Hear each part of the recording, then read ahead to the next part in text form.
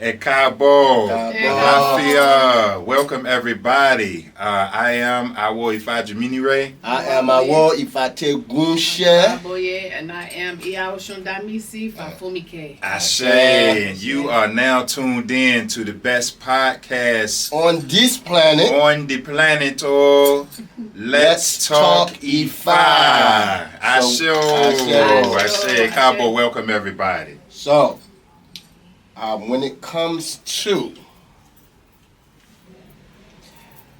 in my mind, when I think of this sister, I think of the works that she have done,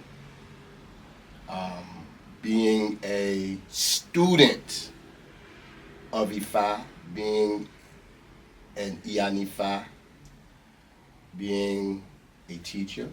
Say. Being a representative of our beautiful culture.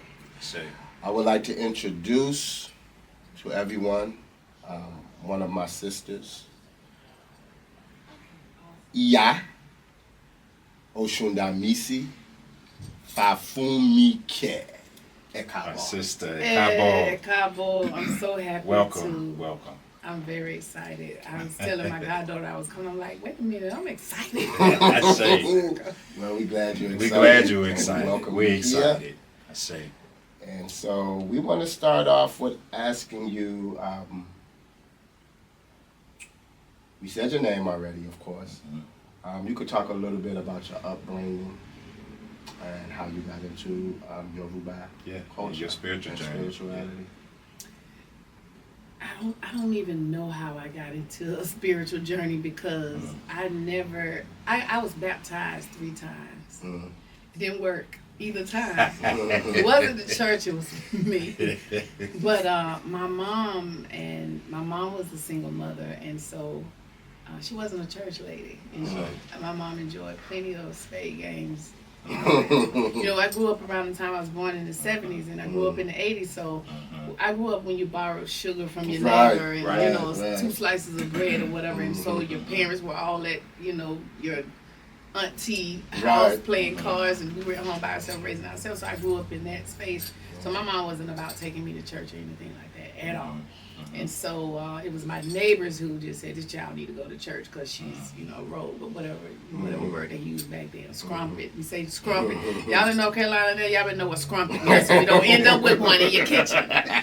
So, that's what is a scrumpet? A scrumpet is worse than HO. You know what I'm saying? A scrumpet is a scrumpet. But I wasn't doing anything like that, but yeah, I wasn't too young for that. Jezebel, Jezebel, yeah. But they call you that as an offense. Right, that was an offense. You didn't want to be a scrumpet when you grow up. No, at all. Especially at 9, Ooh. So just kids used to go to church. So yeah, so about 3 times I was baptized, and I just never felt anything. I just never made a connection to it. I'm not telling the narrative about I didn't feel nothing in church, so I came to Ifa. That's not where I'm going with it. Right. Where I'm going with it is still today. I'm not a spirit spook. Mm-hmm. I'm a very practical Iyawo. So for me, if for a person to come and see me and you want the esoteric, you want the Zen experience, that's not me. I'm gonna throw the whatever I'm the cowrie divine. By the way, I'm gonna throw the cowries. I'm gonna do the elbow. I'm not gonna. Yeah.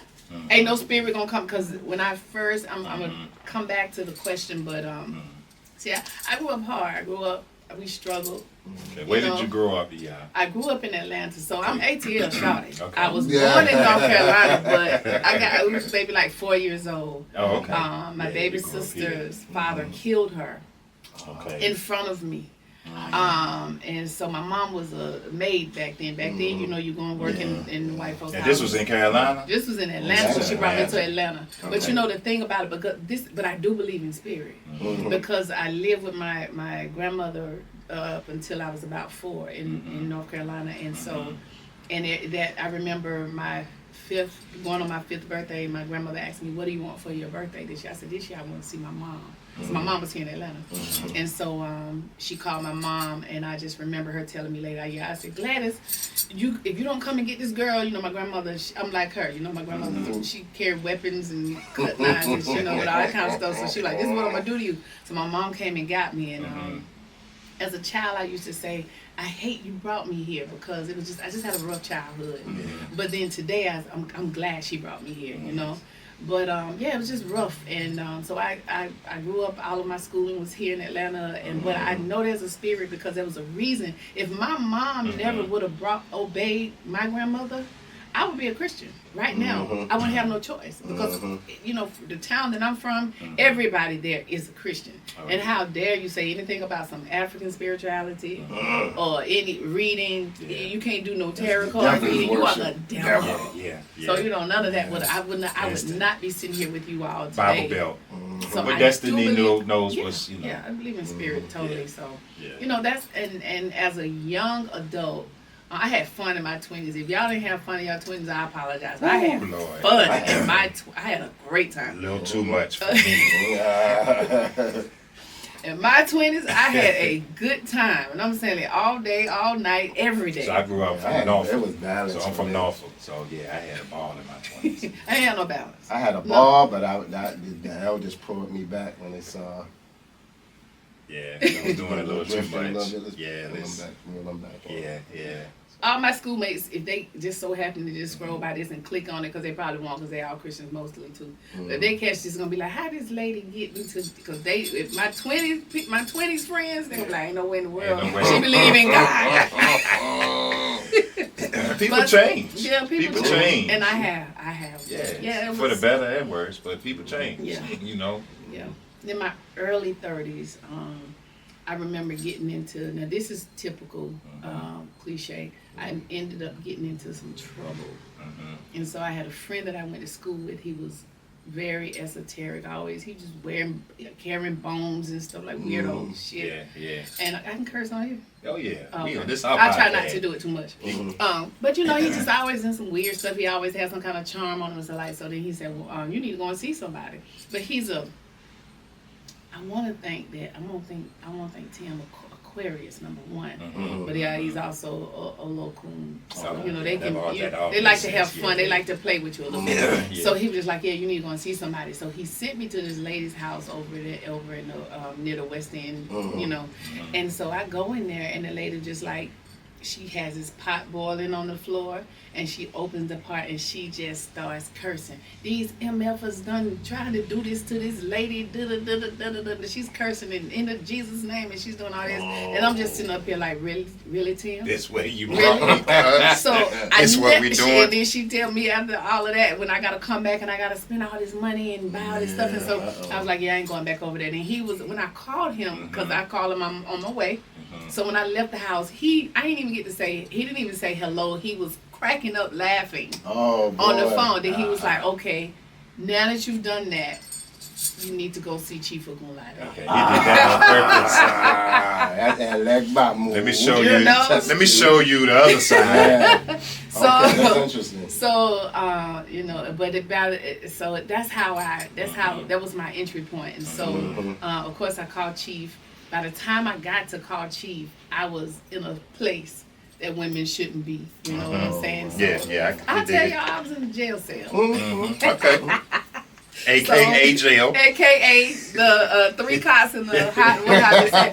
So I was there, and I remember calling him collect, and I was like, this man probably ain't gonna answer the phone. But it was like, I'm gonna tell you what made me call him. Wow. I'm sitting in there, and I knew I had money to bail out, but my cousin, I couldn't get to her because I'm scared. The girls are like bombarding the front of the stuff, like it's like me scared, yeah, weird. But the thing was, I'm like, I ain't gonna take no bath. I'm gonna be out of here in like 24 hours.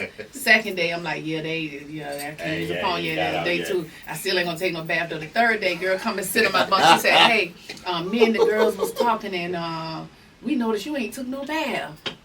So I said, oh yeah, I'm finna go get on the phone. What's this man? Like, hey, what's this man number? Like, so I called Chief Collect actually, and he was just like, yeah, and he's already telling me, your ancestors this, your ancestors that, and he said you gonna be out there, and you ain't gonna be in that. He said the 7th day you gonna walk up out of there. Like, I gotta stay in 7 days. But this is no lie. The 7th day, the people come and call me, your cousins came, my cousin came and bailed me out. And then I went straight to Chief's house just for appreciation. He know I didn't have much money or whatever the case might be. He do divination, and then he start telling me things about how I got into that situation, like things that I thought was secret and all that. I know you're doing this, you're doing that. And then he started talking about the relationship between myself and my mother. So, which is why today I encourage people who have a very disparaging relationship with their mother, regardless of what it is, you gotta reconnect with your mother, because that's the one instruction. That's key. Mother and father. That's key. That's key. Not for you. You have to do that for you. Yeah, you got to. So yeah, man, I just, from that moment on, I was just like, yeah, this is really interesting. I'm gonna learn more about this. I don't just want to be, doing this. And so it just grew out of that space. And I promise you, it was like 6 months. I got a weird call, and this is how I know it's weird. Like, I got a call from the DA's office. Yeah, and I'm like, this is some kind of trick. They're trying to lock me back up. And like, no, you need to come down here to Cobb County, and you need to sign the papers for your probation release. They're giving me 5 years of probation. So I'm like, this ain't cool. So when I drove out there, they got like a big roundabout in the town center. I'm driving around the roundabout about 30 minutes, like they gonna lock me up. I went in there, went to the little counter, the clerk counter, and she gave me the paper. And I'm looking like, something ain't right about this religion, y'all. I'm about to jump out. Yes, but and then man, I got off probation early, and it was just, and everything just started to. I'm not rich. I'm not a movie star. I'm not nothing like this. But I'm rich in culture. You know what I'm saying? That's your wealth. So that's the wealth in itself. And so now I don't even look back. I don't even mind sharing this story with people, because it is what it is. You can't tell me nothing now. It's part of your journey. It's your experience, and nobody can take it from you. Yeah. So my brother, you get more than I do, but we get a lot of calls from jail people in prison. And I know one thing we talked recently. I know you get frustrated because it's like a lot of people just call and they just want to get out of jail. They don't want to really do the work to improve themselves, improve their life, to walk this path. They're just looking for a quick fix. But this is hope. Just our sister just showed that there's hope for people that call you collect from prison. Well, there can be a good outcome. Yeah, one thing I know about the guys in prison, they do study. They study because they really don't have nothing else to do but study. So the ones that's on that path to improve themselves. Yeah, they wanna learn. You know what I mean? The other side of it is, they're in there alone and they wanna talk to somebody. Right. And so that's the other they part. will call you. Oh, And you're like, okay. Not today. Like, you look at the number and you're like, oh boy. You gotta not swipe. today. Like, my brain can't deal with it today. But that's how so many people come into the culture, is through an adverse situation. Yeah. It is what and it the is. first book I wrote, that's why I wrote this book. And please recommend it for your people, because Friend of Spirit, and the reason why, and it makes introduction to West African tradition spirit. The reason why I wrote Friend of Spirit is because when I say friend of spirit, what I'm saying is sometimes our spirit gets trapped up into worldly things. Sometimes we get so caught up into going down the wrong path, and then when we get in situations like that, we become trapped, and our spirit gets trapped with it, and we in a space where we think that because of our surroundings, we can't do better. Right. And so friend and spirit, that's what it's about. It's nothing in this book that says to inmates that if you start practicing E5, you're going to get out of jail. What it does say is that you got, but if you start practicing E5, you can free your spirit and you can do better. And that's the path of you becoming a free person. And I tell them that this is a get better for you. Right. And I know that they are in some compromising situations where they can't do the rituals we can do, being be Right. in the free world, Mhm. but I give them rituals that they can do That they on can the do, inside. yeah. Like, hey, you Right. can do this. Your You own can- rituals. Yeah, Yeah. you Get a little can't bit get of pounded, water, yeah, you can but get you busy. can get rice. Yeah, you can do your You ori. can, you can get busy. Yeah, just with your you know, two hands. just with your two hands. Yeah. That's true. Yeah. So that's the whole point of me writing that book. That's where I started. That's where my oris started. Right, because right. even us not being in jail, sometimes our spirit is trapped too. It's And trapped. we can't. We are what do you call it, oppressed sometimes. Mm-hmm. You know. So that was the whole That's point. very true. Yeah, how can people order your books? Let's go ahead and cover that real quick. So with Friend of Spirit, because it has to go through, the prison system has their rules. I can't ship it directly to them, so they go through Lulu, L-U-L-U. Okay. Yeah, we know You know Lulu. Lulu? Yeah. Yeah. So they can go on Lulu and purchase the book from inside. You know. Okay. And then my website, www.odunjo.org/bookstore is where I house all of my books that I've authored. So, Okay. and they can go there and order those directly from me. So that Okay. what I try to do is I try to assign them and put some Right, positive right. affirmation in it and Affirmation, stuff. Yeah. yes. I see. So what sparked you to do your books? Like, what motivated you to? Because I want people to be spiritually independent. Mm-hmm. And Can you explain a little bit? what spiritual elaborate on independence that? is? Yeah. I feel like it's two sides. I'm gonna tell it from because I've been both. You all been both. The devotee side, and I'm gonna say it from the Iyawo side. And I'm gonna start with the devotee side first because they matter more to me. I'm always trying to little people first. So, from their aspect, having to depend on somebody for every single thing. Right. It's a lot. There's a lot of people don't know that when you are the client or when you are the student, there's a lot of anxiety that you feel when you enter Yes. someone's house and Yeah. that person is an Iyawo or that person has shrines in the house. That I don't think we realize the kind of anxiety that person feels. They look up to us and they like, Right. this is a very powerful person, Right. and they're correct. However, there's a lot of anxiety there, and they are afraid to open up sometimes to say, I want to learn this and I want to learn that, in fear of being shut down because Right. they're always aware of the power dynamic of an Iyawo or a student and an Iyawo of a client. And so, I just want people to know that there are certain things that you can do for yourself. Right. That does not mean that you erase the presence of your Correct. godparent or your spiritual guide. Please. You don't erase the presence of that because you have some independence. Right. Because that's gonna go bad. That's going. You need some guys. You need some eldership. guys. You need, You right. need eldership You need because, especially as a new person coming into this, if nothing else, you definitely need to know the protocols. Sure. All religions have protocols, I say. so that you don't find yourself doing things that are going to harm you and harm others. They're just And in the long run. the law is the law. I mean, the That's spiritual law is the spiritual law. There are flat out some things that if you are not properly trained and versed to do, you could mess You're yourself messing up. yourself up and other people. But And there's some things also that you can do that you can do. Safely, right? It's like the fundamentals. It's like learn the basics, and then you can operate within this, but keep your, you can't fire Your your limitations. teacher because you learned one or two things now, and you're good now, and now I don't need nobody no more. Like, nah. I've seen it. Yeah, and it's like it Happens all the can be dangerous. It's just like like I guess I don't know. I'm just gonna use something like eliminating a bird or a pigeon. Let's say a pigeon. If I teach my student how to do that, and they have their IFA shrine or something, then maybe you can give your IFA a pigeon. That's mine. You know what you're doing. Okay, I trained you. Right. Whatever you've Right. gone through the proper guidance for me.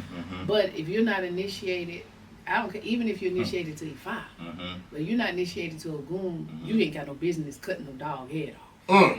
You see what I'm saying? I ain't never seen no Biolao cut a head dog. No, I'm just saying. No, I'm agreeing with you. You see what I'm saying? That's what I'm saying. We know you're gonna see an Ogun person do that. Because it's a process. It's a process. I'm not gonna go to. I'm going when I go to the ocean. I stand right there at the bank, and I. So you even see me out there. I'm gonna throw But I'm not no local priest. I ain't stepping out there. I'm not gonna step out there because I don't know what that process is when a no local priest steps out into that water. So my thing is, you can't see something and then think that you can do it. So the whole point is, yes, you need to do some things independently, but some things you gotta rely on your elders for. Oh yeah. I think a lot. I think as an Iyawo, it gives you the ability not. Because a lot of times people think when you are a Babalawo or something like that, they think you can do everything. But I think as an Iyawo, you get put in that position so that you can work with everybody. You have access to the Shango people, access to the Oshun people, Egbe people, and so much. Absolutely. And so you can call on them. You know, if there's an Egbe that needs to be done to Egbe, you call one of the Egbe people that can do that. Like, you don't do that, but you have access to say, hey, let me call my brother over here to come and do That's that. absolutely And that's true. unified. That's unity. Yeah. I think as Iwos, that's part of our job is to keep everybody in order. It's absolutely true. It's absolutely true. Well, From the Iyawo side of it though, it's like I don't know how many people, if you're watching out there and you're in this situation where it gets overwhelming sometimes. Yes, because it if you does. do good work for somebody, they're gonna refer somebody else, and Somebody they're gonna refer somebody else, and they're gonna refer. So before you know it, you got 50 people that you're responsible for, and it gets overwhelming. And you thinking about it just like, oh yeah, I can schedule this out. I can do 10 elbows this week and 10 this week. It don't work like that because you're not remembering. They're gonna call you during the week. They're gonna call you at night. They're gonna call you in the morning. And so it's like certain things that, and you're thinking because you're not realizing it. Dang, you couldn't figure that out yourself. No, they can't figure it out themselves because they don't, you know what I'm saying, they don't have no spiritual independence. Right. That's When true. it gets to that level, that's what I loved about going over to Nigeria, seeing, say, oh, so they just give the work to the little guys. Juniors. To the ones that Juniors. and they know what they're ain't doing. doing But it. no, And they may sit there and watch and kind of like Supervise direct them, and- but them young Iwos, those young Olorisha priests are doing all of the work. Yep. And that shows the unity and the passing down of the torch. You know, because I'm not, like where I'm at now, like you said, 3 clients a day. Like, that's it.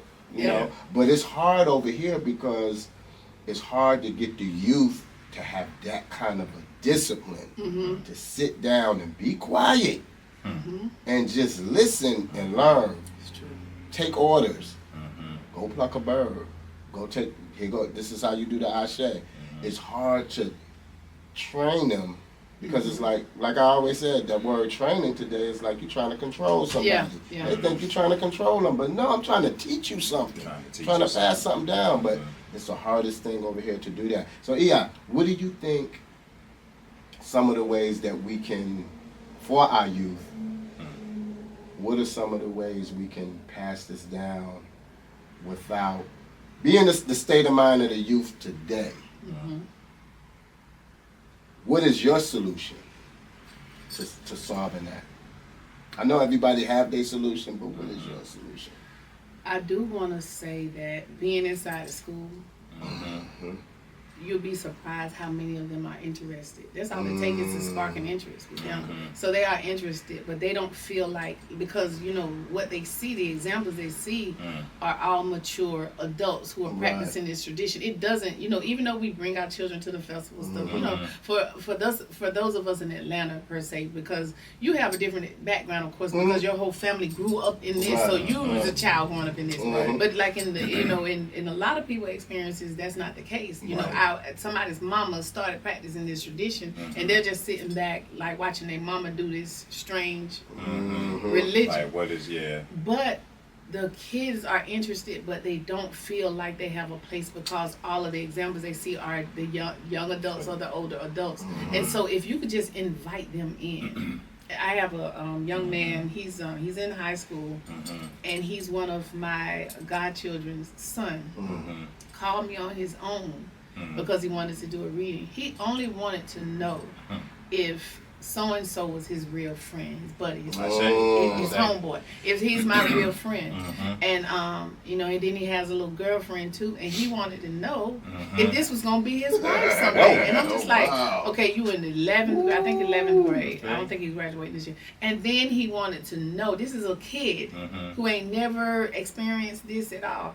And he said, and he also wanted to know if if he should continue to pursue basketball. So I come out of my priest mode and I said, well, are you good at it? He said, I'm very good at it. He said, but I don't know if this is what I'm supposed to be doing. And so my daddy told me, you know, he always talk about this, you know, that and the third. And so I just check on he just wanted to see what was going on there. So I asked the questions or whatever, and thankfully homeboy was his real friend. But then I started getting text messages from him after that.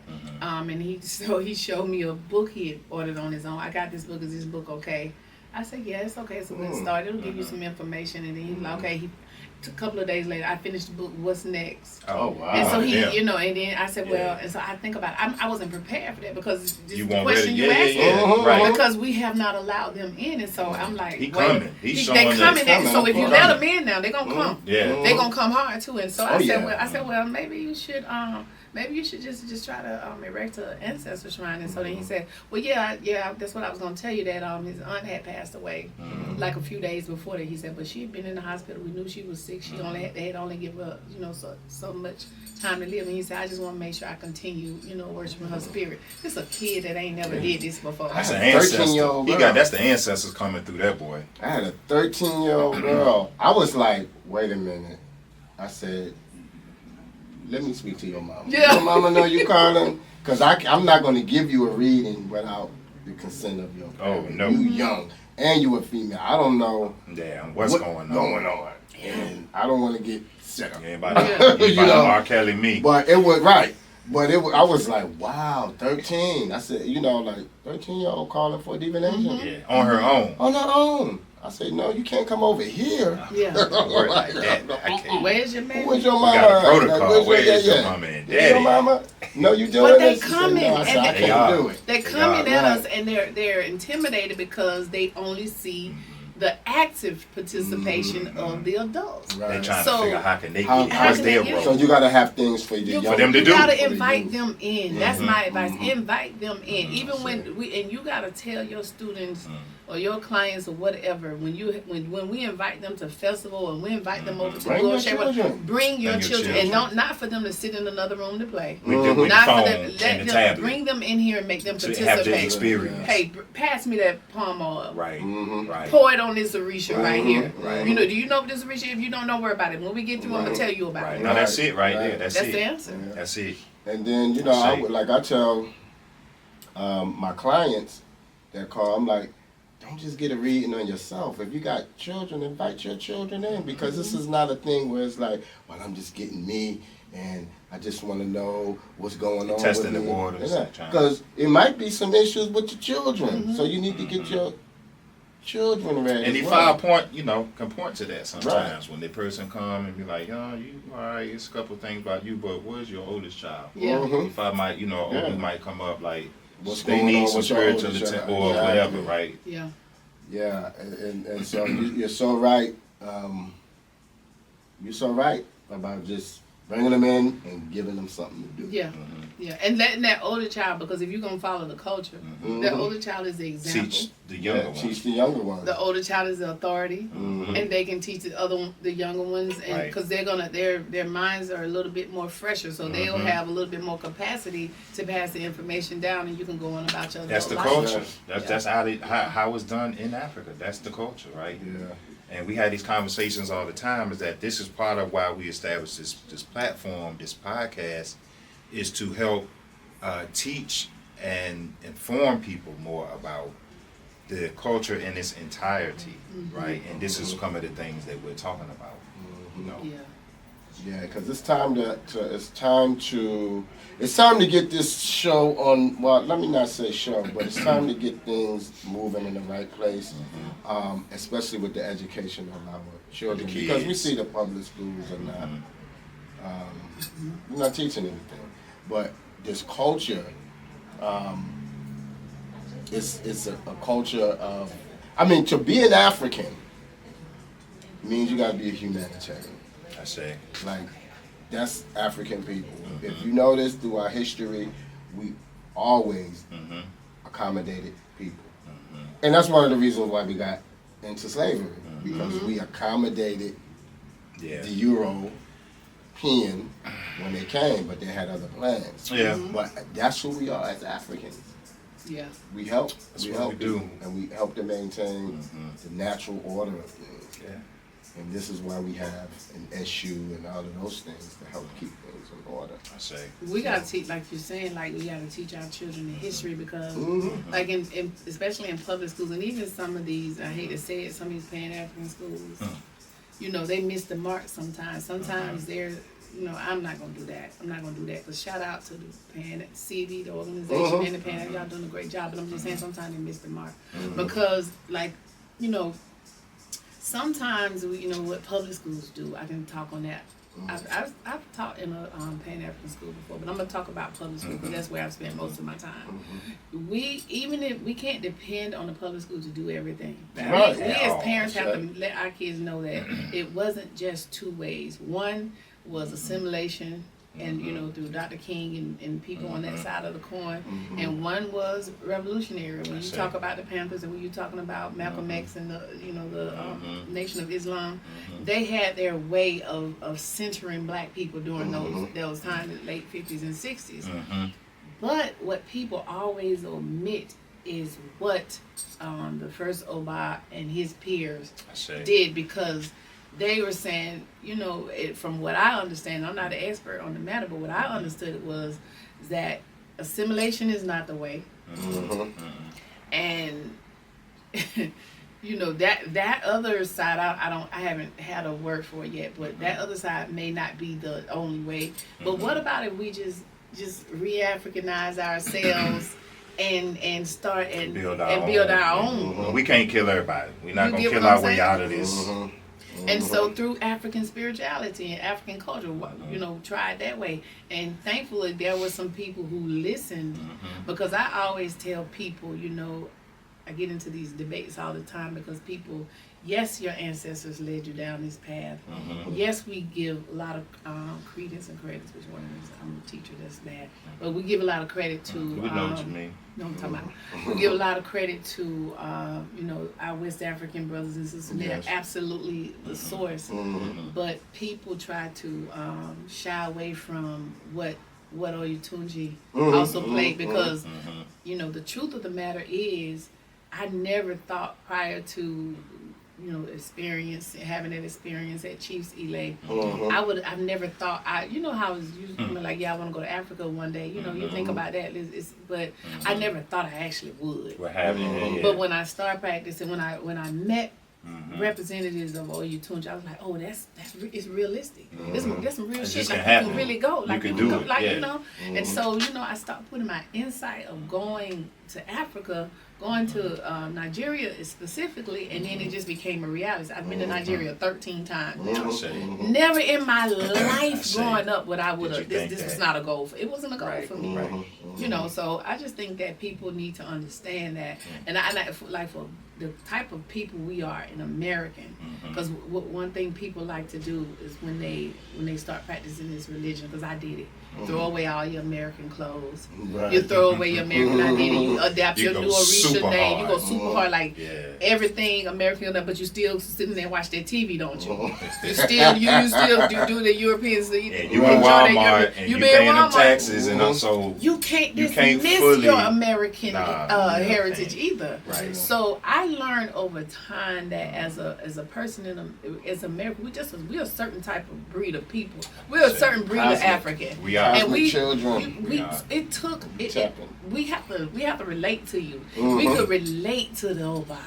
Because he was a real person from Detroit. Oh, you know what I'm saying? You know what come out of Detroit now. Oh yeah. So you from the D, so I can relate to the D. I can't relate to Lagos. At all. Not really. Yeah. It's just figuring out how to make it work. Yeah. How to make it work. How we can make it work. Because we've been here. Even me growing up in Oyetunji is like, grew up in Oyetunji most of my life, but I, you know, still have those ways of the American. Absolutely. And it's like you figure out how to make it work. Yeah. At the end of the day, how can I make this work? Because if I had met a Babalawo from Lagos in 2004, I wouldn't be doing this right now. But I met Chief Ogunlade. Right. Yeah. Who from Athens, Georgia. From Athens, Georgia. I was like, oh, okay, yeah, I can still, know. Yeah, you know your language. Watch TV. Right. So yeah, normal stuff. So people have to they have to understand the history of why we are here, right? And then also say, okay, and then from the spiritual part, it comes from your ancestral lineage. Right. But what was it that attracted you and connected you, and what hand reached out to you and said, come on, and you followed it? Because I wouldn't have followed a man from Lagos or a woman from Lagos to this tradition and culture. I wouldn't have. Right. Most of us wouldn't. Most of us, understand your life. Yeah, we had that's a recent, the whole African, connection is what would you say? 10, 15 years, the last somewhere in there, where that's really been growing. But before that, not so much. I mean, certain people like y'all grew up in the old Bible, but the average person out here was not dealing with, I always tell people, Africa. We've always had Nigerians come to the village, right? Since I was young, we always, Nigerian pop up and stay in Oyetunji for a minute. And we've always, as a child, we've always kind of, y'all grew up with that. Yeah, so it's one thing I know, growing up, is when new people came, they always gravitated towards the young people, the older people. So we had in the early 90s, late 80s, it's Nigerian people would pop up and they'll stay there and things like that. And we kind of knew. That's why I always tell people, oh man, they be coming with a game. Because you already we seen it growing up, and so when I started seeing a lot of African Americans go to Nigeria, is when I saw about Sagerman. He took all of the chiefs over to West Africa, to I believe it was Oyo. And they got initiated to IFA. And then from there, I just started seeing droves of people going, So I think, like the EI said, is you can't, if you're here and you practice in Orisha, you can't overlook Oyetunji. No. Because those elders started it in the 60s. And I always tell people, they came out of the nationalist movement into Yoruba culture. So you can't kill the nationalist movement, that energy, that power, that you know what I mean? It's I believe we need to act where we at today. We need to have that nationalistic stand. Yeah, we need that nation building. That nation building that whole stand part of it combined to what we doing culturally and mentally. The only thing I think that makes that so difficult is because they had a purpose. I'm not saying we don't have a purpose. I get what you're saying. We got to know what we have to know what the purpose is now. Right. For us, what is our purpose? Back then it Where was are we going to down. take it to? Where are we taking this now? Right. I think the young people are so insensitive. You look at on their phones, they can watch somebody get killed and bleeding on the ground. So not that we don't have social disruptions and things like that, but even police brutality, injustice in the court system, we still have that. It's just that they are so immune to it. So it doesn't get them riled up. Nope. So it's gonna take something to get the people riled up. Right, yes. And they'll get riled up for a few for a few minutes, and then it just simmer back down. Yeah. That's a good. That's the thing. So they'll loot and protest and loot all of these high-end stores, but then very few of them will come back and say, okay, economically, I'm going to create something for what are we really going to sit down and do take our money to help us? After the anger and all the looting and all that's done, everybody just go back to drinking and smoking till the next big thing happens. Yeah, it's free stuff too. Get free Gucci bag. That's that reparation plan. That's how it is, though. So I know it's difficult. That's what I think the business aspect of it, because I know, growing up in Oyetunji, our elders, I didn't get too many business understanding of business. Yeah.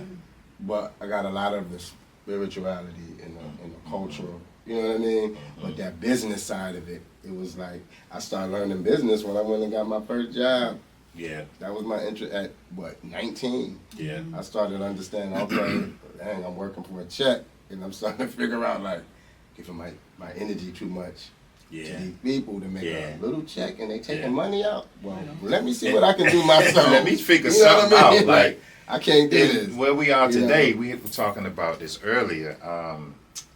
Times now is changing where everything is so expensive.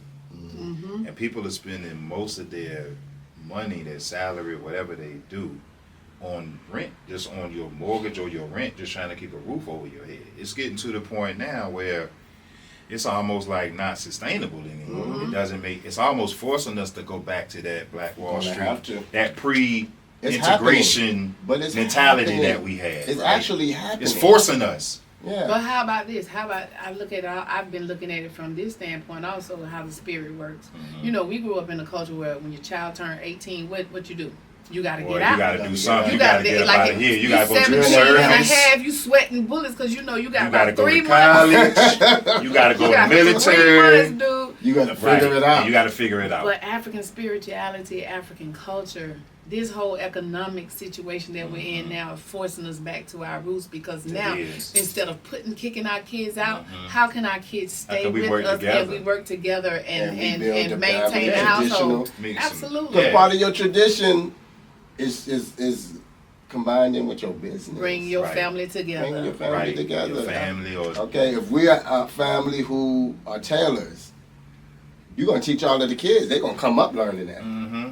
You know, Yeah. one thing. I think who was that? I think it was one of the LA Bowie Bomb people when I was over there. They said the Yeye was one of the EIs, and I think LA Bowie Bomb's wife, daughters. I think she said my mother, she taught us marketing at a young age, and so it's like they have that under their belt. So that's something that's always with them. If they go through hard times, no matter what they do, they still have that to fall back on. Yes, You know and what I mean? one the beautiful thing when you enter the Baba Raba's compound, the first thing there's a family store there, and then you know as you go in different parts of the compound, To, you know the there may regular be store and the bees. yes there may be Yeah. somebody there may be like in the back there you know Iyawo is she has her bead store there and Yeah. then someone may be making cloth so it's enterprises everywhere. Everywhere And so on the compound. everybody can contribute to the elevation, the economic elevation of that family. You know what I'm saying? Right, I see. So we just have to, you know, instead of separating ourselves from our kids and our family, we got to learn how to bring You it have to in. tap Yeah. back We into gotta that. bring We it got to in. do it because one thing I noticed when I was on that compound, the EI, she said she wanted to give me, but she said you need a divining bag. I said yes I do. So she sent one of her nieces to the back. So I'm thinking, okay, I'm gonna get it in 3 days. It's 3 days, boy, 3 minutes. It was It's done coming to you in like now. an hour. I was like, whoa. Oh, she hold on. made it. 'Cause She they had get to make slow. it. Yeah, Yeah, you know yeah, how it's to right cook there. up. Yeah, it was On the beautiful. spot. Right, and then we brought. I think we was buying some products from LA Bowie Bob's wife, but they said you gotta buy some from your other wife, Right. because you don't wanna. Yeah. And so I'm seeing, because I didn't go over there to get initiated or to get anything. I went to watch to see how the culture and see how they operate, and I was like, wow, like everybody had a market, everybody made something. Well, ain't no food stamps over there. Ain't no food stamps. Ain't no welfare. And You before better we go sell any something. further, I gotta pay some homage to some elders. So I you see. know, of course, Let's like do that. the Baba Raba is like my it's like my grand Your grand god. godmother. So I had it because he's the head of Idini Leke of our Yeah. temple there, I and see. then my godfather who. Everybody know I just love my godfather. Mhm. That's my Yeah, guy. yeah. Baba Fani Fani, Bonbon Bonbon. Shoko. So that's I my see. he's my favorite person. Shout out. Outside of my Bye bye area to self. all our And elders. Bubba, my grandbaby is number one though. But yeah, him and Pooh, yeah, and then all the other ones, is 6 of them. I'm telling my age now. But my grandchildren, those are my babies. But yes, I got to give a shout out to my elders because they are the reason why I'm able to accomplish this. And all of my god siblings there in Oshobo, even in Oyo where I started as an Oshun priest. Okay, started in Oyo. Okay. Yeah, I started in Oyo, and so I got Oshun. I was initiated to Oshun in Oyo, and then when it was, it's a crazy story because shout out to my brother Fashola. You know, I met him. They were having a festival, Oshun festival, and I just not thinking. I went over there, did initiation, and then I went over there because I wanted some nice cloth. So I took a trip over there just to get cloth. Yes. I was in Lagos by myself, and I called Shola like on some like, hey, guess where I am? He was like, where you at? I said, I'm in Lagos. He was like, what? What you doing in Lagos? I said, I came over here to buy some cloth. He was like, yeah, you stupid. Go see my Oluwo. I said, at this time I don't know what an Oluwo is. I'm pretty, even though I'm initiated to Oshun, I'm pretty new. I said, well, what, where does he live? He said, oh, he lives in Oshobo. Just share the drive to take you to Oshobo. From Lagos. And Shola's fashion, not giving you all of the other details that you need. So I have this driver to take me to, and eventually I'm a sleeper, so I fall asleep, wake up 3.5 hours later. We pulling into, because he was like, I know where, the man was just like, yeah, Baba Bombo, I know who he is, I know where he is. We pull into the compound, I wake up, and so then I'm like, yeah, okay, so Baba, he's a big presence, so he walks to the car. And then Moji, that was a drive. You know Moji? You ever met Moji when you got there? You drove for you? Moji's in Lagos. But he was just like, I said, he's like, well, I gotta spend the night out in the morning, and so I was supposed to ride out in the morning with him. But he said, but you need to pay me for the journey up here. So I said, okay, how much? And he said $300. I literally had maybe like $500 left on my journey because I'm leaving the next morning. You're talking about American dollars. American dollars. And so Baba, and I was handing him the $300. My Baba snatched it out of his hand and gave him like $80. He said, I will have my driver take you to the airport in the morning. It's too much. Yeah. So I'm like, okay. But in my mind, I'm thinking, oh shit, how I'm going to get back to Yeah, so he was about that man. He make a good come up. So it was crazy. So that I remember that night. He and one of his friends were outside, and I came outside. I was that student again, that intimidation, that anxiety, because I'm around these big. So I came outside and I just sat down timidly, and then they started talking. They were talking about Ori. And then I said, I said I have Ori. Still again, I'm new. And so on. He was like, oh, who gave it to you? And I told him, he says, where is it? I said, it's in my suit. He said, bring it. And I brought it. He said, you need a new Ori. I said, okay, no problem. And then I'm thinking to myself, I ain't got no money. I got to eat $200. I got to eat at the airport. Right. And then he's like, don't worry. You pay me when you get back. Like, he don't even know me. Like, he don't know I used to steal, do it. But I'm like, I'm scared. So I got malaria. And that's why people don't understand the relationship that I have with Baba Aikulola, because he was happen to be there. He was there. He was there. And so he's in the apartment where we stay, and I walk in there, he looked at me, and he was like, saying this Yoruba. And then he looked at me and said, are you sick? I said, I got a headache. And he's like, your eyes are red. And I was like, yeah, my headache. And so that was the beginning. And in the night, I started getting even more sick. He heard me up, because we were in the same apartment, so he hears me up and down, up and down. He said, I'm going to tell Baba. I said, please, I begged him not to go tell Baba. He said, no, I'm going to tell Baba. So that's why I love that guy so much, because he could have just mind his business. Yeah. They ended up taking me to the hospital. I didn't know any Yoruba. Guess what I knew? All of the songs that I learned from Oyetunji. And going to Oyetunji for festivals with my godfather, Chief Oloye, because he would take us to the festivals every festival season, and I learned the songs. So that's all I knew. So I'm in a hospital in Nigeria. It was terrible. It was just a terrible place. And so Baba's my Luo's wife was there with me, and I just started singing the songs from Oyetunji. And then I heard her saying in Yoruba that she was telling them that she's singing to Oya. That's what I was singing, Oya song, because that's the one I could remember the most, and I felt like I could sing the most. And long story short, I got well, but I missed my flight. And so I think the flight was maybe like to go back home is maybe $300 and something, whatever Delta charged. So Baba said, don't worry. So Baba gave me the other money that I needed to get home. And so I knew when I got home that message about you need to go to IFA, I knew that was my Oluwo. But I was in a rock and a hard place, because how am I going to tell my godfather that? Yeah. But I the one at Oyo. Yeah, no, my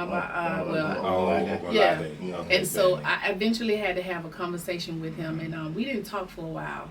And then the day that I was going to go do IFA initiation, I needed a ride to the airport. I called Baba. I said, Baba, I'm going to Nigeria. Can you give me a ride to the airport? And we talked. You know, he got a new truck. His God students. I said, let me ride in your truck. Come on, you can take me to the airport and everything. So he took me to the airport. We had a conversation, and then we're very now I go see him every now and then. But that's how that journey began. You know, so that's why I pay homage to, because Baba will come here sometimes, and I just all of the experience, all of the learning, just everything that he's done to help me to be the effective Iyawo that I am today. I'm so grateful for it. You know? Yeah, you're very effective. Yeah. I try to be. If you don't know, you are. I try to be. I try to be. We know. I try to be. But I got a good off course for a minute because let's do it. So y'all was eating African food when I came. I saw you with your plantain. So in my Luo, he's not going to be mad at me for saying this, but he knows I do not like African goose. He know I don't do it. And to the point where he would just be over there like, I give her rice, plain rice. That's all I want. I would literally go to festival, eat just plain rice, nothing else. I don't like any of it. You want no sauce or no vegetables. Leave it. And for real. Leave it to. Leave it to. So I was just I called myself one time I was gonna stay over there for a month. So I'm miserable about 3 weeks because I was like, I can't eat this stuff no more. So I'm crying because I don't want to eat no more. No, I don't want to eat. You want to eat. I'm unhungry. She said I'm hungry. So I was over there. Somebody had given me, that was like around the last time they was doing buddy passes. And so I got to the airport. Oluwo had left. And so when I got to the airport, I couldn't get on the plane. I had to go all the way back downstairs, uncheck my bag. I stayed in the airport for 3 days. On the second day, I was crying so bad. And I said, I need to talk to somebody. I need to cry to somebody. I don't want to cry right now, but I am getting kind of choked up about it. I called your mother. I called your mother. I called your mother, made her spirit ever rest in peace. I said, and I'm just like, out of all of the people, of course I met her before several times in passing with her. She was always very hospitable, very sweet, very, she don't let too many people back in her house now. But she would always let me come back in the house. I always felt special to her. So she would always let me come back there. And so I'm just sitting there like, I think I don't know how, I had a number in my phone for some reason, and I'm just going through my phone like, who am I going to call? Who can I talk to? I needed something. I didn't know what I needed. I needed comfort. Some energy, and I called Iyawo, and we talked on the phone, and she said, don't worry about it. You're going to get on the plane tomorrow. And we talked for a long time, and then she was telling me how, at that point, she hadn't been to Nigeria yet. And she was telling me about that was her dream. She's like, I've been in this culture for this many years. I've done this. She's like, I'm tired. And she was just like, I want to do something different. I want to go to Nigeria. That's what I want to do. And so we both on the phone praying. She praying for me to get home. I'm praying for her to come. So you like it, let's swap places. Right. Yeah. So some years passed, and I remember when she was going to Nigeria, she called me. She said, guess what? She said, I'm going to Nigeria. So I was so excited for her. Like, I'm feeling the chills just like that. I was so happy for her. Did you go with her? No, the second time I went with her. Okay. Yeah, the second time I went. That was such a... To this day, I'm like, because a lot of people don't get to go with their parents. First time to Africa, I went with my mother. I'll never experience. You know how like that was the highlight of me going to Africa. Right. I went, and I'm going because I'm like, I'm going to Africa. Like that was like I'm going to kiss. I know when I get there, I'm kissing the soil. But to go with my mother, when I got there, I kissed the soil for real. But I was there with my yeye. Yeah. And that right there is like. Yeah, that's everything. That was everything. Yeah, so that just was a little known Black history Wow. fact for you. See, you didn't even know that. See? I didn't know that. History. Yeah, That's absolutely. history. Yeah. That's history. Yeah, Wow. that was a wonderful That's time. pretty cool. That's dope. Yeah, you about to make me start crying. Yeah, it was great though. Yeah, so I was so happy to see her finally take that journey. I was so happy for She her. went I'm about, going. Yeah, I'm going. She went It's about on. 5 or 6 times. She took my After that. 2 of my nephews got initiated Yeah. through Rabbi Louis Bones, Egg Bay, and yeah, she was like. Yeah. That Yeah, first I was time, she was like, I'm going back, going back. Right. Second time I went with her, we were supposed to go and clean at the waterfalls at Is that Bay of Kuta? Olumiri. Okay. Yeah, and we went. When we went there, this is the funny thing. So we went through a little village, right? They was having a gungun. Guys was driving around on a motorcycle and stuff like that. And I'm looking around. So I look. They had a clothesline, had some clothes hanging. So I saw a Lil Wayne T-shirt. I'm like, I'm here in the bushes. Like Lil Wayne is down. Lil Wayne is out He's there. out, like he's in the bush, right? So we drive further. We get to the waterfalls. So we got sanitizer. We got gloves. We got trash bags. We got everything. So we get to the gates. And they said it was Valentine's Day. And I'm like, what? In Nigeria? Like, I ain't come here for that. That's back in America. Like, Yeah. I'm like, yeah, it said Valentine's Day. Oh, God, they the real nigga. You know how my mother was, he's some real nigga. We get there, it's a whole bunch of students. I mean, the whole place was covered with students.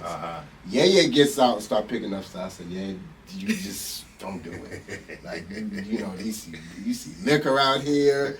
Weed is like, yeah, please. My yes, I'm doing, you know, I'm gonna do it because I came here. So we going up the mountain, picking up stuff, but the students are steady dropping stuff. Oh goodness. So yeah, I said forget. Finally, she said forget it. That's her spirit though. Yeah, She's gonna blend in wherever she goes. But after that, she went another year, and they actually launched it, and they did the cleanup. They did the cleanup. Yeah, cool. Yes, right. Yes, because she was posting about it. Okay. That's right. She was. I remember that too. Yeah, she was trying to get money and everything. Yeah, to get that was so cool though. fundraise to get it clean.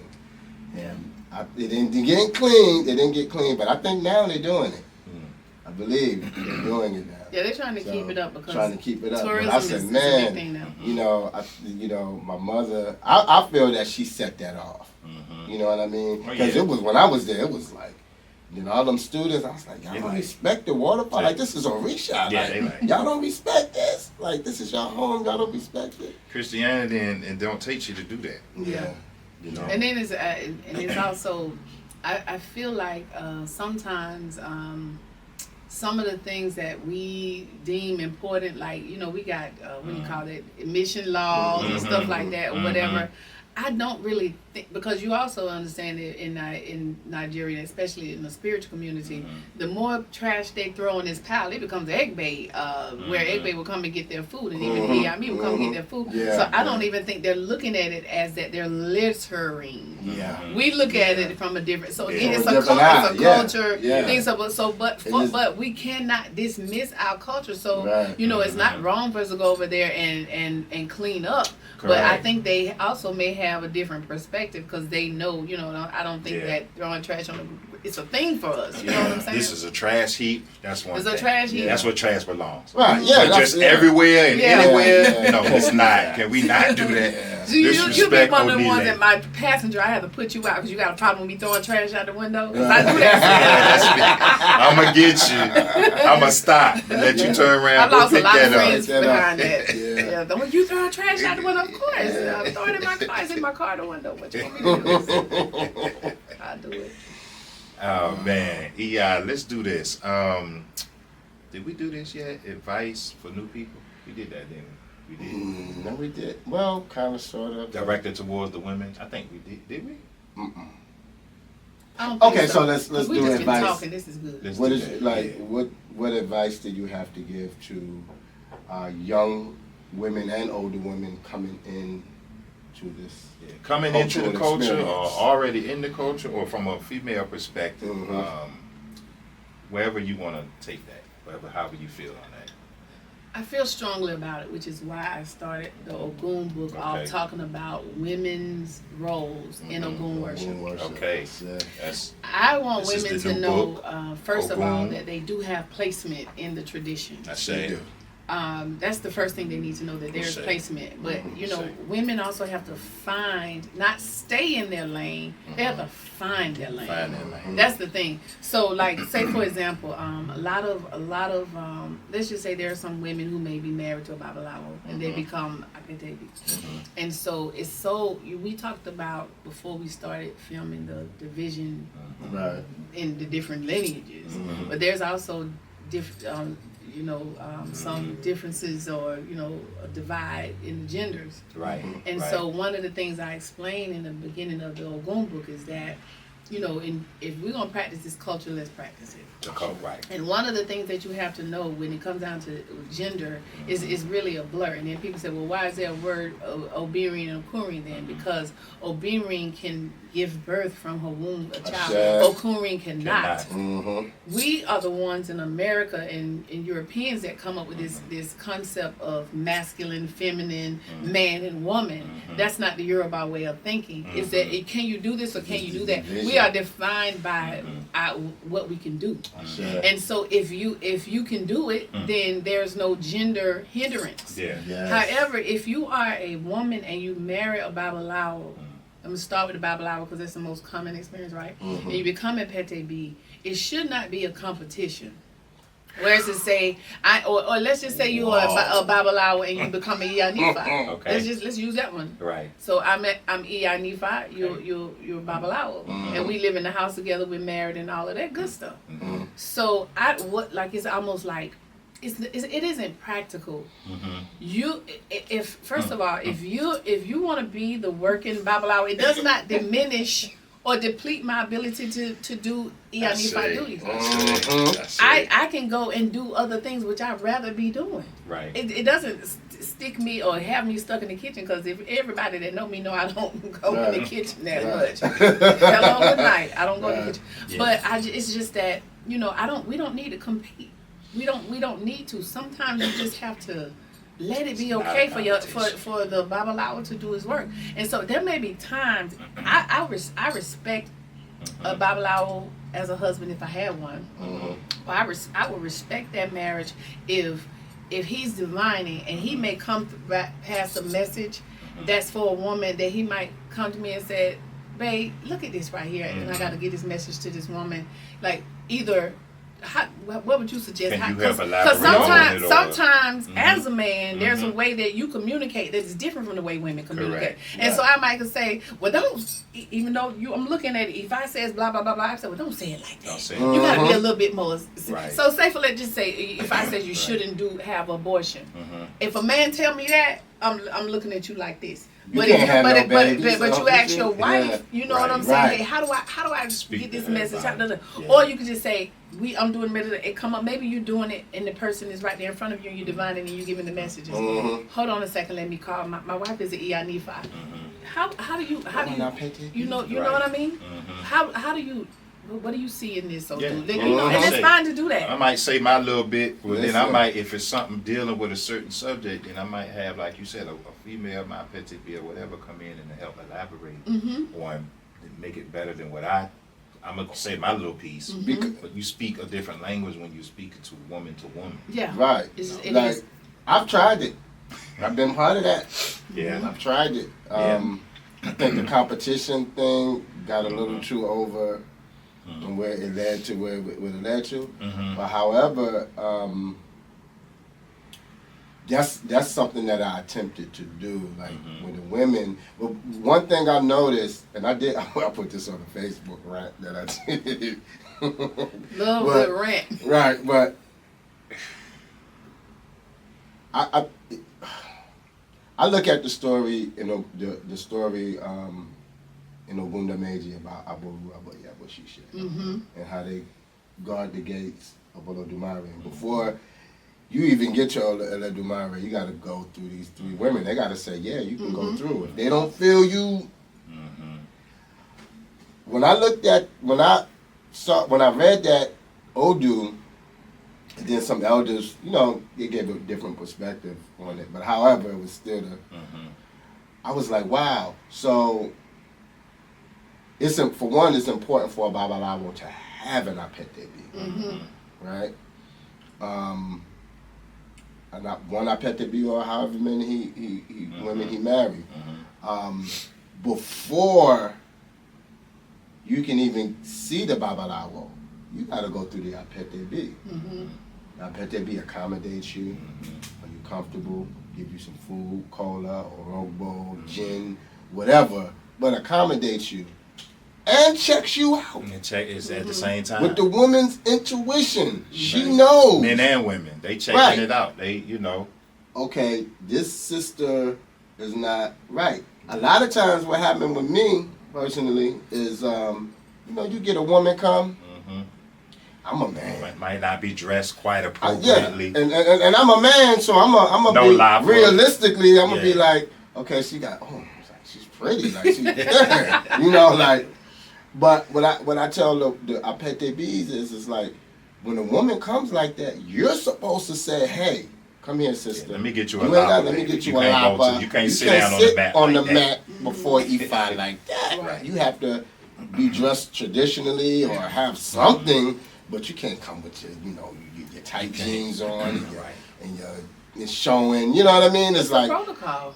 Right. But realize that he's an Iyawo and he may be very well disciplined, but he's looking. He's still a man. He's still a man. Yeah. Hopefully. Right. So I feel that. Roll back. I feel that if your man ain't looking, you might want the role of the Apete is to say, hey, that's the first. When you come to the compound of the Iyawo, you see the Apete first. And not for her to be combative with the sister, but to lead by example. Have some grace and some teaching.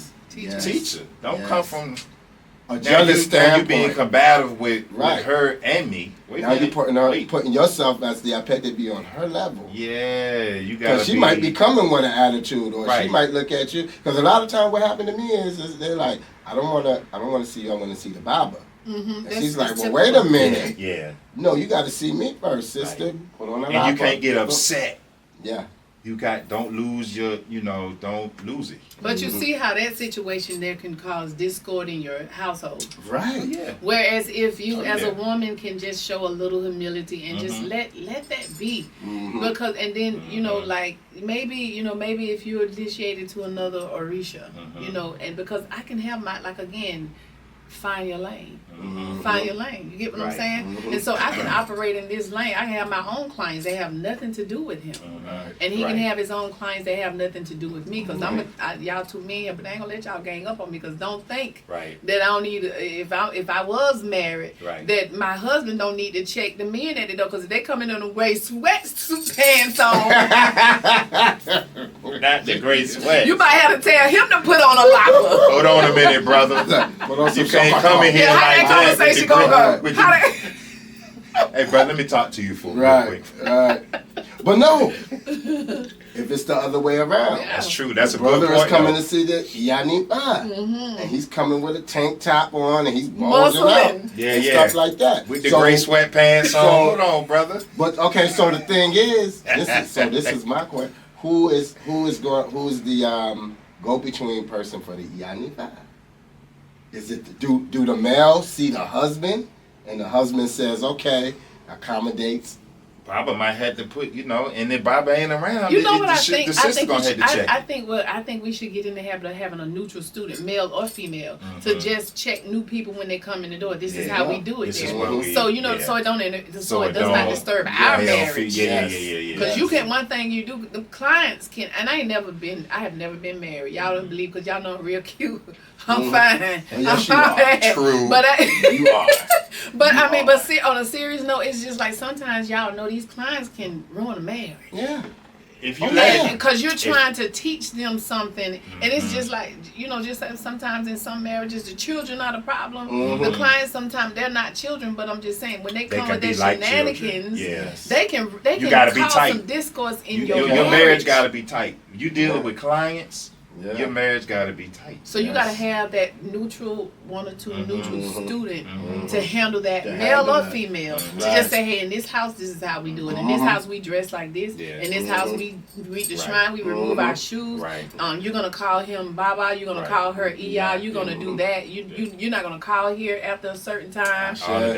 To ask to speak to either one of them. You're gonna observe our family time. You know, you need a neutral student who can.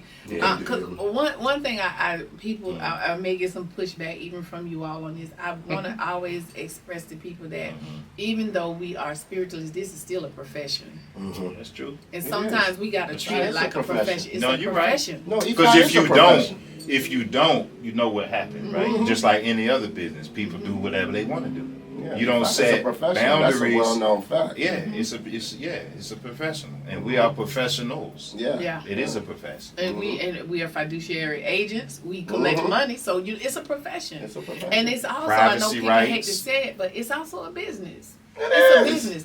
I'm not sitting at my house all day. Like, let me tell you something. I'm not sitting at my house all day for you to come and be disturbing me all the time, all the hours and all the minutes and all the seconds, and you're not gonna pay me for my time. I think it's in a That's Rambo true. Meiji, if I That's can true. remember, where There's a reason. Orumila was, Orumila came to Earth, and he was helping everybody. He was helping the poor to become rich. I remember You know, the blind. You know, to see Healing and all people, of those helping things. people. But he wasn't charging for Doing it. some free stuff. And so the people he was helping and making the ones who were poor, he made a charm, gave him a charm and became rich, but they was talking about it.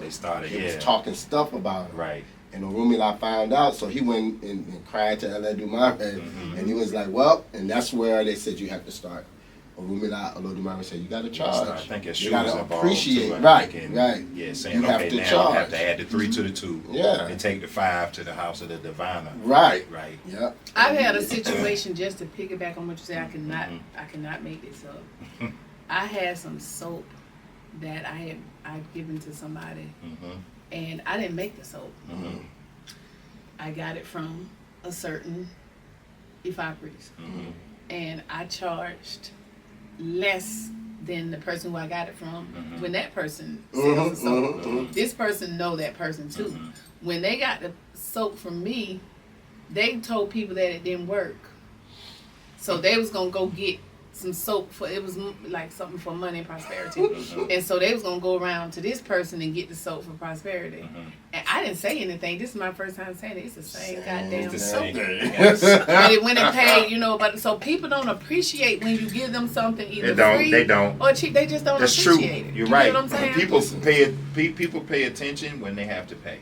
Yeah. You keep doing a whole bunch of free stuff, but it's like They don't think it's but strong when they got, enough. It's not they don't strong think enough. it's strong It's not enough. expensive. Or they just don't take it seriously. But when people pay for something, they usually take it more seriously. And I'm not saying we got to price gouge or we got to be No, outrageous I don't with wanna it. do that, but but- I have heard people to say, "Why I got to pay for Right.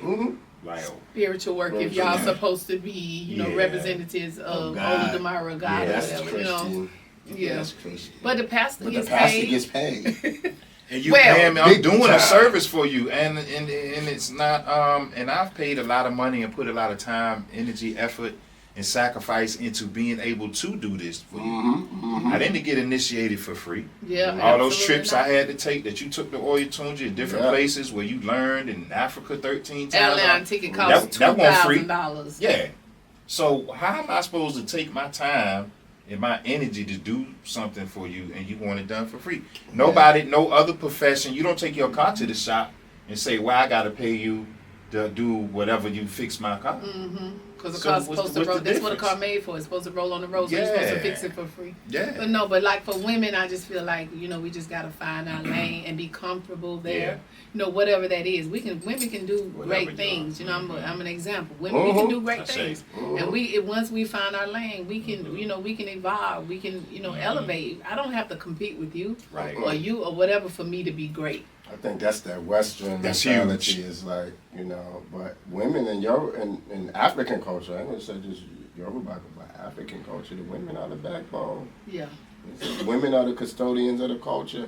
They remind us and get on us about how we supposed to About do how we this. supposed to, yeah, when we But We when they the learn been it, the better. build.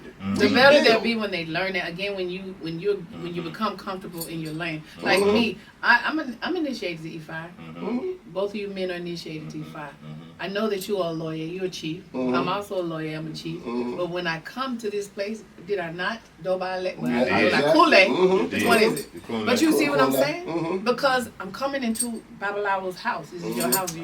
We know it's not your real house, but I'm coming into your house. Why am I supposed to come in here with a crown on and I'm a lawyer so and so? No, I come in here and I do the proper respect. And it don't take anything away from me. It doesn't. It don't make It actually me feel adds less more than. to it. Right. And women just have to, again, find their lane. Yeah.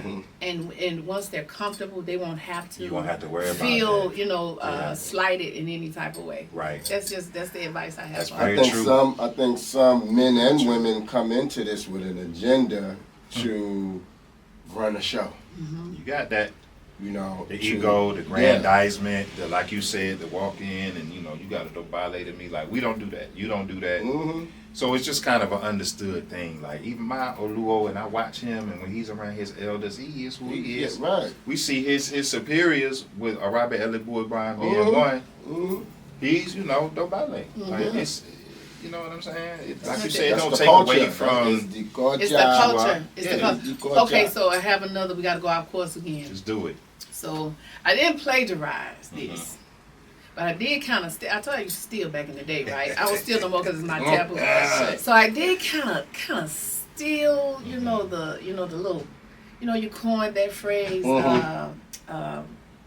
If I code of conduct, I kind of used it a little bit in my. But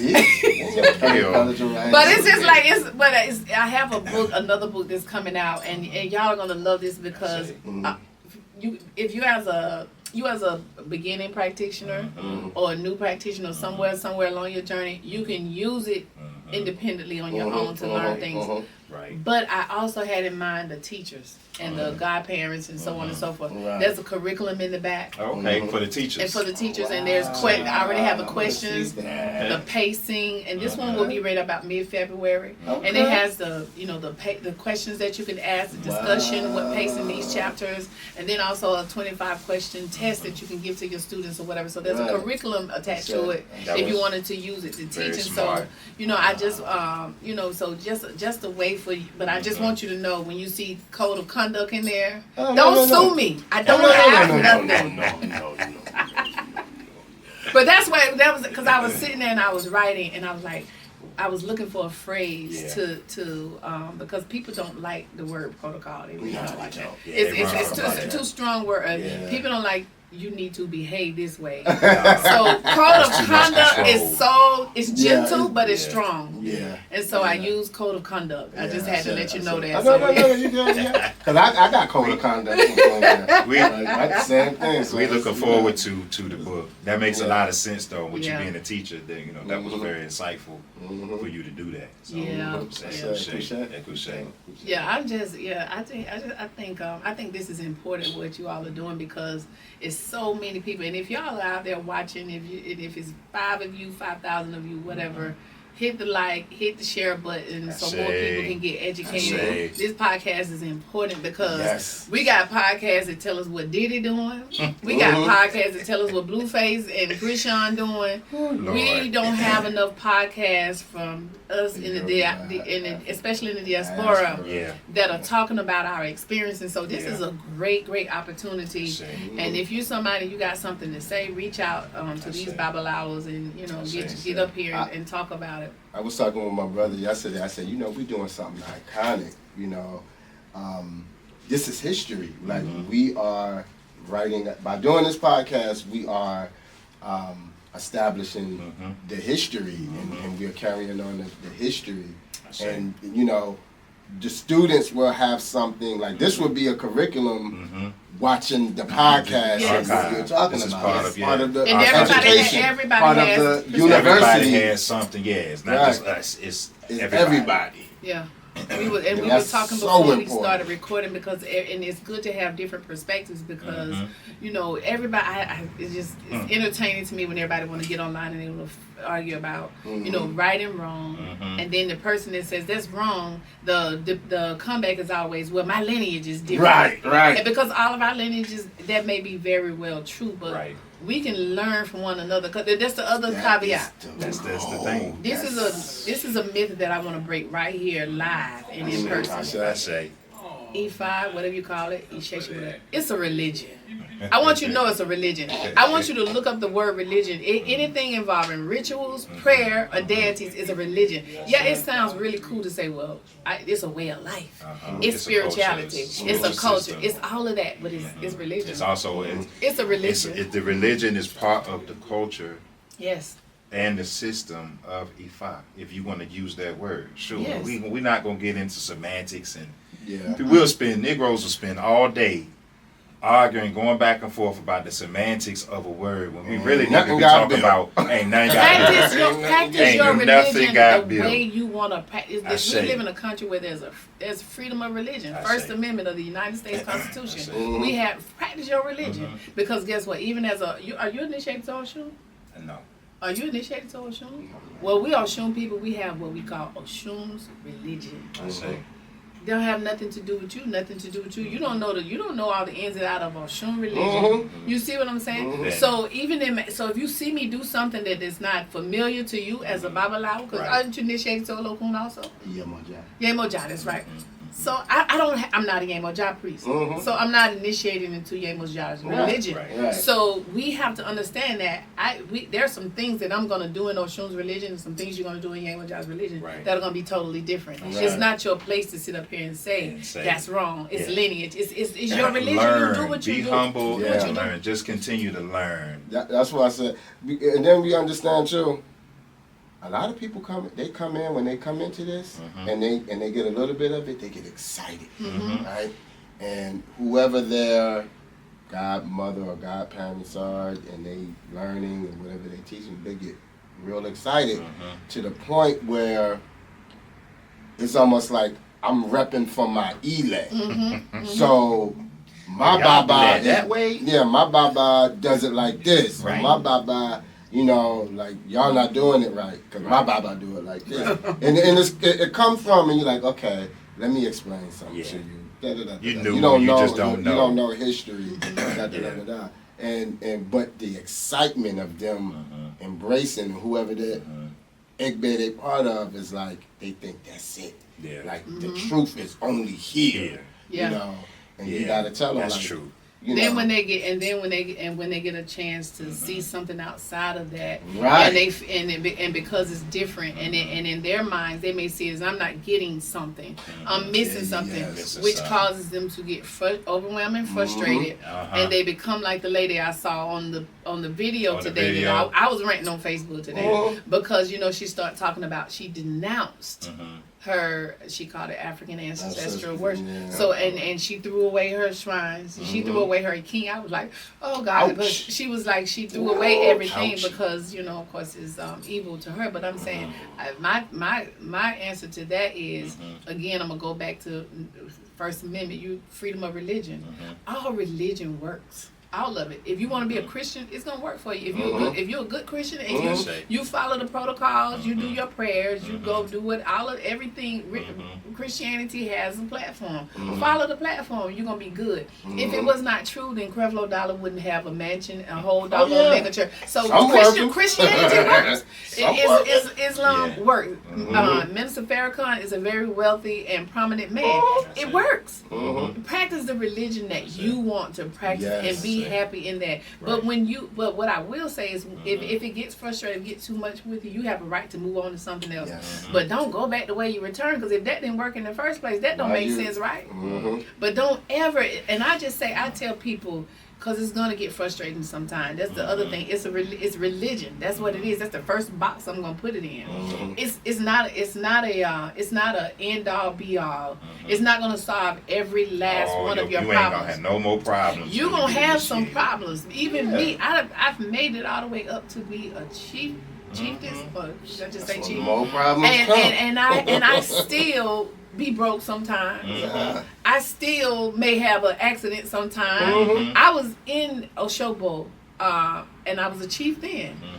My first time going to Oshun Festival and fell in a goddamn ditch and sprung my ankle. Oh. I could have, my mind could have went any other way. And guess what my godfather said when I finally made it up, hopped up to that compound? He said, we're going to the 16 lamp ceremony. He said, walk straight. You don't want your enemies to see you limping like that. So imagine I'm in this pain and I'm having to pretend like my leg ain't hurting. You see what I'm saying? So, you know, it's like, but at not one time that I was just like, oh, I want to do this more. I'm throwing this out. Like, I'm at Oshun Festival. I'm Oshun priest. How can this be happening? Yeah. It can happen to me. Things, and I'm you're devoted. human, right? And it's also a test. It's a test Watch for where you you, walk. too. Yeah, and Simple stuff as is that. going to happen. Stuff is That's gonna number happen. one, watch where you walk. But number two, stuff going to happen. Are you going to get rattled and ruin the whole rest of the trip because you fell into it, because you walked into the ditch? Yeah. And you going to blame Some people gonna say my enemies did SU it. or your enemies or somebody that cursed you or the EI No, you pay attention to where you walking. Like, Simple as that. you ain't die. You all right. You know. You, And I'm not even gonna say that my mind didn't go there. right. But I think my younger, I call him my son, one of my sons over there. He's a grown man now, got a wife, kids, and everything. He came to visit me at the house later on, and he said to me, he said, you have too much power. And he wasn't saying me as a powerful, not me personally. Right. He talking about my shrines. Right. He talking about my ability to appease Iyawo, to appease Eshu, to appease Oshun, to appease Yemi, He said you have too much power around you to be worried about the enemy. He said if you do what you're supposed to do, that would neutralize enemy. Yeah. From that moment talking on, about. I don't even call enemies enemy anymore. I call them agents of Ajogun. That's what they are. Because you're just an agent. You just an playing agent. your role. Actually, you know you're doing your job.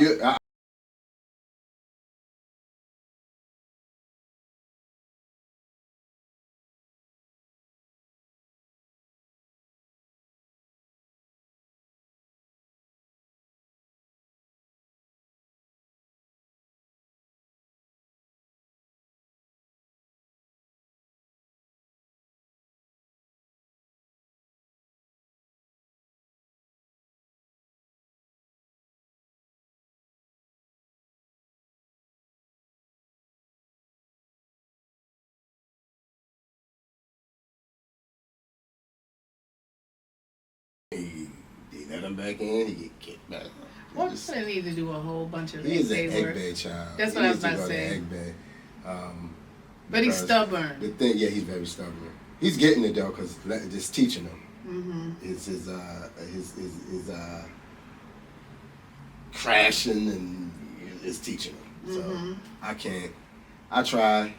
There's my only best. so much you can do. Yeah, it's only, and so I'm like, dude, you're almost 30. Yeah. I can't. I'm done. Like, if you don't get it, you gotta figure it out. And he's still You young. have to- My son yeah. is 33, and it's the same thing. Like my Yeah. son is just. I think there's a different their generation generation, is, yeah. you know, they got, you know, like They don't I want to always tell listen. people, our generation was the last of discipline. Yeah. Last And of we are also discipline. we're the last of the worker bees. The worker bees, yeah. So the young people now that are coming through, like, you know, we were coming through this tradition. You fixed plates, you cleaned up, you took care of the shrines, you did all of these things. These people come now have it easy. All they gotta do is show up, do reading that book. It's They ain't gotta microwave, come. They ain't, yeah. no plucking bird. They I don't tell know- my little guy What? son now, I'm like, boy, like I had to hold goats. Like sometimes they wake me up 3 o'clock in the morning. I had to go hold a goat, half Yeah. sleep, you know. But I, you know, that it taught me something, and I learned. But you know, you can't just come in and like, These you young sing that people, song so I can write it down. No. They come in, they got it so easy. They got a plush Yeah, it's Arisha good. lifestyle. Mhm. It's real plush for them. Like, they don't have to do nothing. They don't have to earn nothing. It's They ridiculous. come and because they figure they paying the money, Mm-hmm. they ain't got to do nothing. Yeah, that's the culture that they're growing up in. Yeah. Everything is a If I dollar. pay $300 for the ball, I don't have to pluck the bird. I ain't gotta pluck like, no no, bird. that's Now, part of you- the ball. That's part of your work. Oh, you yeah. gotta pluck. Or even go get the bird. Right. What you talking about? Ain't gonna get no bird. Sure. I'm paying you $300. You gotta go drive to get the bird. Till you gonna give me some gas money? All You all gonna of give me $10 that. off. All of that. Oh man! All right, and we are back. So yeah, we were just talking about the generational thing. You know, everybody we need all hands on deck because it's very important that we work together to get things done. So we came through an era where we had to pluck birds, like he was saying. We had to clean up. We had to keep the shrines clean. We had to do everything. That was our contribution. And there's so many people coming through the tradition now. They don't have a contribution. They're more. They act more like clients. Like this is not the nail shop. This ain't the barber shop. Yeah. You gotta come here and be a part. You gotta participate. So clean the shrine. You know, do something to. So that's how you learn. Right. You know, that's Also how you learn. It's so automated now that. You know, you can just come in, I pay my money, and then, hey, give me a verse or teach me how to do that or give me this secret. No, you can't do it that way. Yeah, don't worry. This I tell them, I ain't your personal juju, man. You know, like, you can say, can you do something for me? And you then got caught with, by the law, and you want me to get you off. Like, no. But people come in for different reasons. They do. Some people just want to be, a client. Yeah, that's true. Some people want to be a devotee. Some people come in and they want to go through the whole thing. So. As long as we explain to them that being a devotee means contributing. Contributing. That's the key. That's the key thing you got to contribute. And, you know, speaking of, you know, people, you know, juju or whatever the case might be, you know, I know we're coming to the end. I just want to say to people that, you know, it's very important that the best thing that you can do is just, number one, you do the best you can to have some type of, you know, people say good character, but good is subjective. Because good character to you is as long as I show up for work. Right. But good character means you showing up to work on time. Right. So, you know, but gentle character. Good is relative, is a much better, I like the interpretation of gentle character with Iyawo because, you know, if I am gentle, then I know that whatever I do should not harm the next person. That's gentle. Right. But if I'm good, me being late don't harm you. You were here, right? You got a thing done, right? Why you worry about what time I get here? But if I'm gentle, then I understand it differently. I came to work late, so your workload was doubled. Right. So it makes you think about it from a different perspective. And so if we practice more gentle character and about how I'm not even talking about getting to the point where the juju has to be tossed at each other. I'm talking about being proactive and saying, treating each other gentle enough so I don't offend you, so you don't have to throw juju at me. You get what I'm saying? Or you don't offend me, well, I have to, you know, go to that. But I mean, and then the other thing is fear. Sometimes we gotta release fear. You know, don't be scared of it, because if they throw it, guess what? It can go back to them. As long as you don't, like you said, as long as you good doing on what your you're end, supposed it to will do. go back to them. Well, is it the verse in Oshetura is this verse in there that says there's no negative or bad medicine that can affect Ori. If your Ori is in alignment, and like you just said, it's like if you doing what you're supposed to do, you don't have to worry. you ain't gotta. If you taking care and following your taboos and appeasing whatever you need to do, it's not gonna affect you. It's gonna go right back to the sender. If they send it out like that. But if you're on your destiny, and this is me just speaking, people can disagree. But if you're on your destiny, you following everything that you're supposed to the best of your ability, you don't have to worry about who's doing. That's the case. And that's the whole point of the divination. time. You'll be surprised how much you gather, not just from you getting a reading for IFA or a hand of IFA, whatever. But you would be surprised. I tell people divination is like a chapter book. Every it's like every chapter, the book of life. And so it's sometimes if I would tell you, don't do something, don't wear something, don't eat something, because at that time in your life, that one thing that you eat, wear, say, or do, or that one person that you link up with is going to deter you from your destiny. And it feels so good, it sounds so good at the time. You just like, this can't be right, this can't be right. You just have to listen to and trust in IFA, because IFA every time. I never forget, I'm teaching middle school, and I got a reading, and Ifa said it predicts sickness, but it says in your lungs, right? And your divine was his area, and I'm just like, yeah, I'm 30-something years old. Ain't got nothing going on in my lungs. Every time I go to the doctor, my lungs are good. I'm like, that's impossible. I don't smoke. You know, at the time I didn't smoke, and I don't smoke now. In the meantime, between time, I might have smoked a little bit. But back then, I didn't smoke or anything like that. It was crazy to me. But it was 3 days. 3 days. I'm in the classroom. I passed out, fell out on the floor. So the kids are running. Oh, Coach James and Miss Freeman fell out. She on the floor. Got to the office. To the doctor's office. It was minimal. It was a upper respiratory infection. Where does the upper respiratory infection affect you? In your lungs. But see, in me, I'm thinking like lung cancer. Right. I'm thinking, something else. You overshot it. So sometimes when you can get these messages, you can say, well, that don't apply to me. Or they ain't talking about me, or whatever the case might be. If I said something about you're going to be blessed with children, that don't necessarily mean, I'm 50, I'll be 52 this year. I'm not gonna. My womb not gonna give birth to no more children, but my children can have children. Right. My godchildren can have children. Right. Your community. You never know. My community can have children. Somebody may just come to me and just say, "Hey, I can't take care of this baby. I'm going to leave it on my doorstep." Exactly. It's a blessing of a baby, right? It don't say how. It don't say how. It just says blessings of children. So you should not dismiss any part of your divination. Don't dismiss anything. Take everything, and my thing to couples, because that's another thing that we deal with. My thing to couples is, everybody have to be individually willing to improve themselves. Because when you do a reading, and if I tells you that, and women, and I'm a woman, obviously, but if I tells you don't cheat, don't be whatever dishonest to your wife, women, we like to hear that, cause nigga, you better not.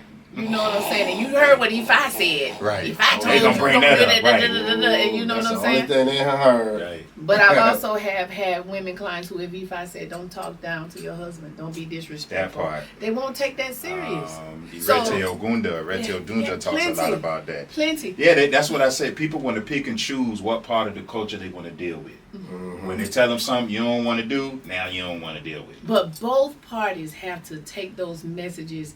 And instead of me trying to be so concerned about what Ifa told you, I need to spend more emphasis on what Ifa told me. Because if I improve myself and you improve yourself, then the relationship is superb. But if you too busy trying to doggone remind me of what Ifa said to me, you're not working on yourself. You ain't working on yourself. It's not gonna work. It's just like in a marriage or a relationship where you have, like you saying, one person is working on themselves and the other one's not.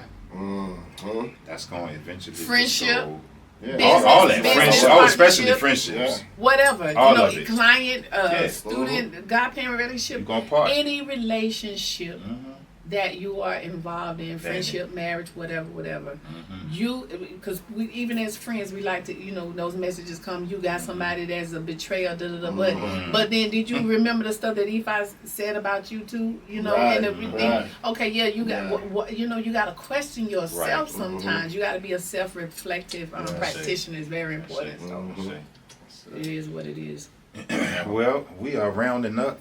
Y'all, we want to thank our guest. I am so thankful. Tell them about the OB Divination. Yes, let's go to the OB Spiritual book. Independence. So this will just teach you step by step how to divine when you go in front of your shrines, or how to ask questions. Because please don't call me at midnight. Please don't. If you call your gods and goddesses, deities and Buddhas down at 1 a.m., that's your business. Use the book. Don't call me at midnight, because I'm not. What's the cutoff time? 9, 8:30. For 8. I want to say 8 o'clock. 8 o'clock. That's the cutoff time. Because all your good shows come on around about 8:30, 9 o'clock on the TV and stuff. And you just want to kick it. You know how they go. Oh yeah.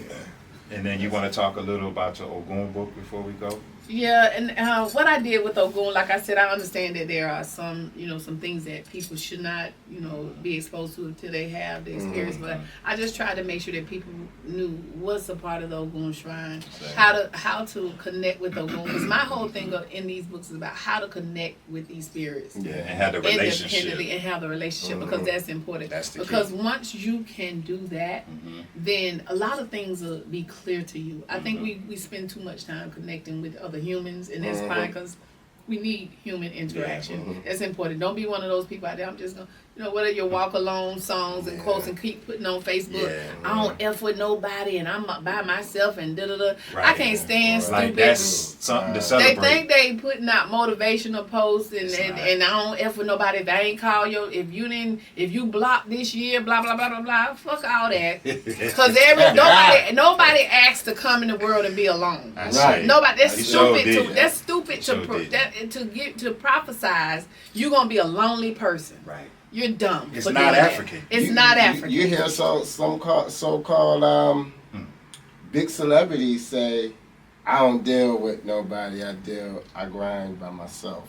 Like, you hear these things and you're like, it's stupid. Yeah. But you got a team backing you. You figure it out, right. You are who you are because your team you ain't, what is you talking about? Pray for, camaraderie. That's it. But also, if you don't put, you also gotta put that same type of energy into connecting with the spirits also. So there's a balance. I say, as above, so below. Everything that's down here is already up there first. So. Y'all, peace and blessings. We want to thank you for joining us again. We want to thank our special guest. Thank y'all for having me. Osundamisi. Y'all make sure you check out her books. Again and again and again. Hit her up.